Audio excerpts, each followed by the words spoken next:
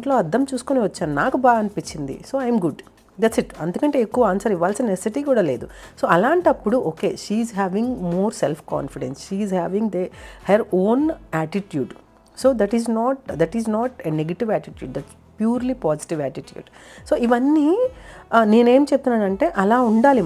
మన సెల్ఫ్ కాన్ఫిడెన్స్ని మనం improve చేసుకోగలగాలి. So మనం ఏమీ అక్కడ రాంగ్ వేలో పోర్ట్రేట్ చేయట్లేదు, రాంగ్ వేలో మాట్లాడట్లేదు. వాళ్ళు అంత సర్కాస్టిక్గా మాట్లాడారో లేదా అనేది కూడా మనకు తెలిసిపోతుంది. ఫర్ సపోజ్ మీకు బాగా ఇష్టపడే వాళ్ళు, మిమ్మల్ని బాగా ఇష్టపడే వాళ్ళు మీకు ముందు నుంచి తెలిసిపోతూ ఉంటుంది పర్సన్స్ ఎలా మీతో మాట్లాడతారు. అండ్ ఇక్కడ నెక్లెస్ గురించి మాట్లాడదాం, దెన్ కంటిన్యూ చేద్దాం అది. సో నెక్లెస్ వచ్చేసరికి this is 8.5 grams, literally 8.5 grams only.